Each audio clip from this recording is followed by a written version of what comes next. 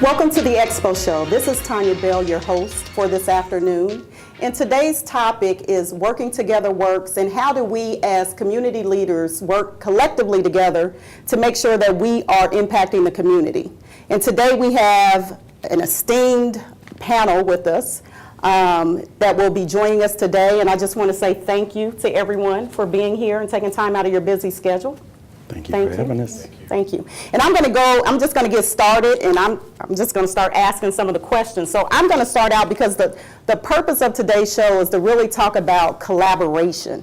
And, you know, how can we have more impact in the community if we come together, pull our resources together, and work together. And there is a great example of an initiative right now, the Rock Initiative, that's taking place under the leadership of Pastor Johnson with Eastern Star Church. And I just want you to kind of talk about that and just talk about how it got started, and then more importantly, talk about how we as community leaders and organizations can do something similar. All right, well, I'm Pastor Jeffrey A. Johnson, Sr. I'm the senior pastor of the Eastern Star Church. I've been there for 30 years, and a couple of years ago we started what was called the Rock Initiative, renewing our community for the kingdom.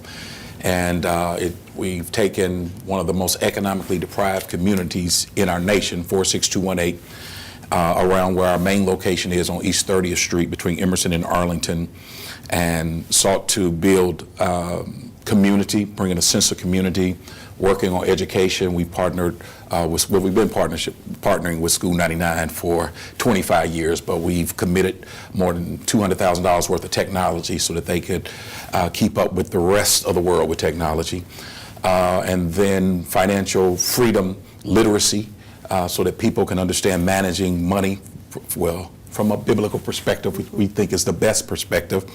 And then our housing piece, where we're building 44 new homes and renovating other homes.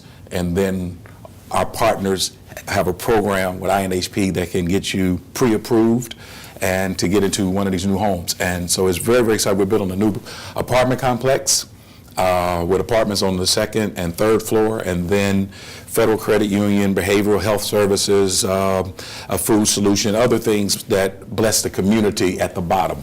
And we're not necessarily doing those things, but we're partnering with those who can help us get those things accomplished. And when you talk about partnerships, before we start building anything, we prayed and we fasted. Our church has been so very generous that our church and our friends have led the way in providing much of the land and the financial resources to make it happen. And then we called on government, including Dr. Hampton that is sitting here, our deputy mayor, and others, to at least partner with us in this. We called on neighbors and businesses in the neighborhood to hear, what do you need, what do you want? And then businesses as well as other organizations who are experts in different areas. We don't believe we can do everything. We believe we can do something, and then we partner with others in order to make that happen. And many of the people that you are going to talk to today are part of this initiative and have invested in this initiative. But it's not just what they do for us, but we've tried to come alongside them in what they believe God has called them to do in this community as well. Absolutely. Awesome. Deputy Mayor and Pastor Jackson, I want you to speak to, first of all, do you believe in the premise that we must work together collectively in order to get more done in the community? And kind of speak to that, and start with Deputy Mayor. Sure, thank you. David Hampton, pastor of Light of the World Christian Church and Deputy Mayor of the City of Indianapolis. I wholeheartedly believe in what Pastor Johnson just described is the way that we work best as a community. It's, of course, our own African ethos to be communal. And so when we work collectively together, we realize we're not in competition, we are in cooperation. Because a victory in 46218 is a victory for me and a victory for all of us. A victory at one church is a victory at every church. A victory with Cherish Pryor and what she's doing in government is a victory for all of us as a people. And so we have to begin to emerge from our silos and put our resources together, because high tides rise all ships. And when our community works together, there's nothing we cannot accomplish. And when you talk about economic empowerment, it's sad that we are at the highest levels of every negative statistic in the United States, highest levels of infant mortality, highest levels of poverty, highest levels of unemployment. Yet we account for $1.2 trillion in consumer spending in America. That tells me we have resources, but if we put those resources together, $1.3 trillion, $1.2 trillion means we would be the 10th largest nation in the world if we work together collectively. I believe we can do some great things in the city of Indianapolis, and there are so many organizations doing great things. One, we need to know what each is doing. Right. Two, we need to put those resources together to figure out how we can rise the tide of our people who are impoverished, who are dealing with mental illness, who are dealing with unemployment, who are disproportionately incarcerated. All of the ills that we know exist, when we work together, we can begin to remedy some of these issues. Pastor Jackson, how do we strategically work together? I mean, we talk about this. We're in discussions all the time about working together and needing to do it. And meeting after meeting after meeting. How do we move past the meetings into implementation to get something done? It's about intentionality, and you have to have people that are willing to sacrifice their time. I do believe, and as you ask, the premise of collaboration. Bill Bratton, who was considered to be at one time America's top cop, in his book Collaborator Perish, indicated that you could get a lot done through collaboration. And we've heard that today with Eastern Star and Pastor Johnson and all the different societal areas of influence coming together to make that happen. But the principle of intentionality, and it's making sure that we keep it on the boil, that we don't just meet and talk about the problem. I thought about having what I would call an implementation summit, because we know what the problems are, we know what the issues are, but we have to implement change. We have to actually get out there and get the work done. It's easy to talk about it. It's easier said than done. But when you got some people who are willing to not only talk about it, but also work with other people. You know, the biblical principle says, he that has friends must first show himself friendly. And that's where I think we're going to have to do a lot of work all around our city to take the initiative to get out there and befriend people who can help make it happen. And that happens because it doesn't mean we're all going to be sitting around a fire eating donuts and drinking milk. But what it does mean is that I can accept you through love. Acceptance through love is the key, and Dr. Martin Luther King talked about that agape love, which we're all familiar with, so that we can move the ball down the field faster through collaboration. I think we have about 20 seconds until break. Pastor Howard, any thoughts on this? I agree with everything that's been said, but I think that Colin Powell has a great quote that says, perpetual optimism is a force multiplier. So I think that if we stay optimistic, we can do anything. Okay. We'll be right back after this break.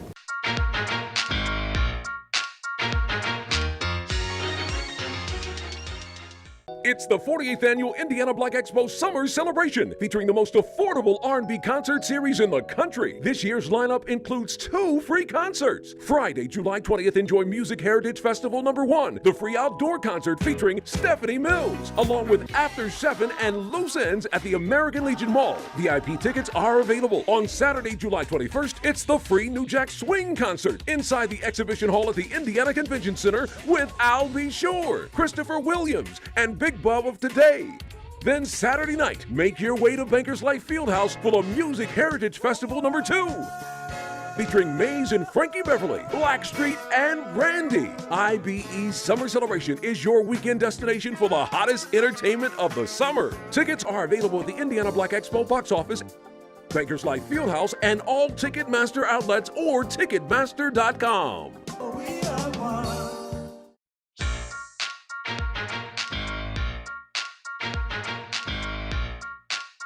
Welcome back. Before the break, we were talking about what we need to do collectively to come together and to better improve the conditions of our community. One of the things that I would like to segue into is really kind of get into policy. And we have Chairs Pryor and Senator Taylor here. And I do want you guys to kind of speak to, from a policy standpoint, you know, what bills, what policy needs to happen in order to improve the economic conditions of our community. The first thing we need to do as legislators, State Senator Greg Taylor, District 33, which is the west side of Indianapolis, first thing we need to do is get the information out there. As a legislator, you find yourself always puzzled by some of the questions that you get because you expect people to know what's going on. And one of the things that I've come to know and understand is that the lack of information that we have in our community doesn't provide us with a platform in which to guide people and guide communities. The collaborations that we have, for example, there are several people on this panel that I've worked with on different policy decisions. For example, Tony Mason and Indianapolis Urban League helped us with the hate crimes bill. Although it didn't go anywhere, it was a complete collaboration not only of the Urban League but other groups around the city that wanted to see us move from this dialogue of why we don't have it to why we should. And I think we've moved the ball forward in that standpoint. But our job as legislators and policymakers is to take our message to the community to make sure that they understand things like expungement that we passed several years ago, and I'm still getting questions from in my community, to talk about things like how we can provide scholarships to young people of color who want to go into the teaching profession, and we can get them full ride scholarships. I'm talking $30,000 to go to college. If we just had that information in the community, we would be able to collaborate more, and I think be able to work in a way to advance our communities. But we have to take that to the people. Representative Park? I agree with Senator Taylor wholeheartedly. The other thing that I would say, we also have organizations like the Minority Women's Commission. And I think that we need to hear, as legislators, the challenges that are facing our business owners so that we can have policies and call on different organizations or government entities that they're having problems with. And oftentimes, we don't know what the issues are because it's not communicated to us. So we really need to hear what those issues are. The other thing that I would say is, as policy makers, sometimes it's not a new law. Sometimes it's just enforcing what is already on the books. For instance, if we have goals for MBWBs or VEBEs, and these businesses are not making those goals, government entities need to be holding those businesses responsible and not continuing to give them contracts knowing that they don't make their goals, they won't make their goals, they get an MBE or a WB or a contract, don't give them the work. We need to know that. Right. And we need to make sure that we're putting things in place to either for them to not get a contract again if they're not fulfilling those goals, or have some type of clawback provision in there. So there are things that we can do if we know that there are issues that are out there, but then it's also an enforcement issue of what we already have on the books. So we don't really all the times need to recreate the wheel, but make sure the wheel is working properly that we already have. So when we talk about employment, I hear all the time, right? We're in meetings that there are so many jobs here, right? I hear this, but where are the jobs? I mean, if the state or whoever is responsible tells us what jobs they are, then, and I know the Urban League is doing a lot in the employment sector, but one of the things that I get frustrated with is I always hear, we have jobs, we just don't have people who are qualified to fill the jobs. Can you somewhat speak to that? Or go ahead. I was just going to add this. One thing that I found out last year is that companies used to drug test and not give people jobs. Now they're not drug testing anymore because they're saying a lot of people who don't look like us are now failing those tests. And so since that is now the case, we are now seeing a change in mindset, not only of that, but a lot of other things are now affecting the entire community, not just our community. Right. So a lot of mindsets are being changed, and but it is, making sure that we get information out there about the jobs available. Tony, do the jobs exist? Yes, they do. And part of the challenge for us, and again, Tony Mason, President and CEO of the Indianapolis Urban League, they're in certain industries and sectors, so healthcare, information technologies, warehousing, logistics. Part of what we have to do now is we, as the village, we do have to come together, and we have to empower and direct our young people to get the training that is necessary and the certifications in order to even be eligible for consideration to get the jobs that exist. They're there. I've heard numbers ranging from 300,000 to 1 million jobs that are available in this area or in this region. We also have to be prepared to provide them with the barrier busters and supports, because we have a number of people that are coming to us that do not have access to transportation. They're dealing with a number of issues around backgrounds. We have a number of citizens that are reentering our community each year. We're talking about 6,000 people coming back in that need training, need assistance, need housing. And so there's a number of things that we need to come together around in order to get our people in position to get jobs, to get the interviews. We can have an entire show on jobs, because I think that's very important. We always talk about education, but sometimes I feel like the economic piece sort of gets passed over, Yes. which to me is huge. But I do want to segue into education, and Andrea and Crystal, if you guys can just if you can just speak to, as it relates to policy in the area of education, if are there any things hot right now that's going on that we should be aware of as it relates to educating our youth? Andrea Neely, Regional Development Director for UNCF, and I'm going to really speak to a recent bill that was passed, House Bill 1315, and again, Senator Taylor, I will defer to you to kind of give the details so that I'm not misquoting, is that when you have Ball State that now has an authority to have control and impact the school districts, that's going to have a ripple effect across not only Indianapolis, but across our state.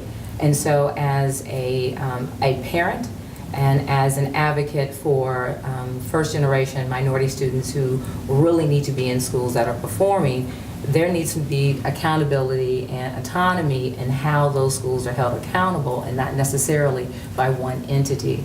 And so those are some of the things that as a collective body that sits here from a legislative standpoint for informing and educating our parents, how do we address those scenarios that are coming up, that legislation is being passed, that we have to be more engaged so that we can speak out of saying what is the impact and the ramifications for our children that we're being impacted by. And so for UNCF, we're a resource. And so as a 501c3, we cannot advocate and basically be in the limelight of lobbying, but we can ensure that our parents are aware of the work through our advocacy work of engaging them with conversations that speak to these are the legislative bills and things that you need to be made aware of. This is how you engage in that, because at the end of the day, we need to make sure we're providing resources beyond just the scholarships, but resources on how to access and have a voice around the legislation. We're going to take a quick break, and when we come back, we're going to hear from Crystal Radcliffe with the NAACP on education. Be right back.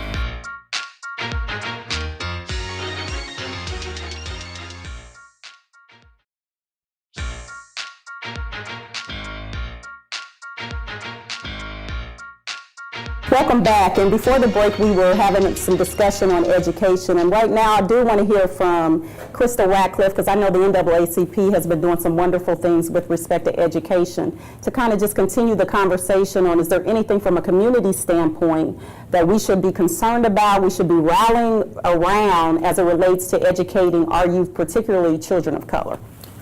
When we talk about children of color, as you know, Senator Taylor, we have also worked on a bill with Senator Taylor. When you go back to when, once again, Crystal Radcliffe, president of the Greater Indianapolis Branch 3053 National Association for the Advancement of Colored People. But we also, when she was talking in reference to bills that have not been looked at, there's been bills on the books about cultural competency that has not been, that they have not upheld in our communities. Matter of fact, all over the state. When you look at that, you have children of color that are not being taught anything about their heritage, and it reflects back on how they feel about themselves. As we look at different charter schools, when we talk about Ball State, if you look at the history of Ball State and charter schools, then you know there's already a problem there. As we were just sharing back and forth during the break, it's a problem when we look at these entities taking over our school systems. Because when you start one place, it trickles down someplace else. So as you know, the National has a moratorium. And we're looking at those charter schools, not that we're against charters, but IPS schools, charter schools, as long as they're the right kind of school, we support that. But you have to be careful when you have somebody taking over a school and you no longer have an elected board to see over. The one thing that I really want, Dennis, if you can actually address it, and I was talking to you before we started the taping with respect to just some of the chatter that I'm hearing regarding the 21st Century Scholars and the fact that there have been efforts, or I don't even want to say efforts, but conversations with respect to utilizing those dollars for workforce development initiatives rather than for our children to go to school. And so I guess the question for you is, what should we be doing, particularly the youth serving organizations, the African American leadership, in order to protect the 21st Century Scholars Program? Sure. Thank you for having me. Dennis Bland, President of the Center for Leadership Development.